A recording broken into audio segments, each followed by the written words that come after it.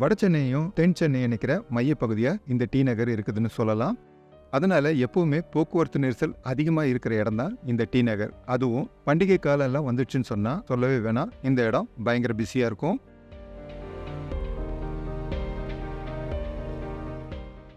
அப்படிப்பட்ட இந்த டி நகரில் தான் புதுசாக ஒரு ஃப்ளைஓவர் கட்டிட்டு இருக்காங்க.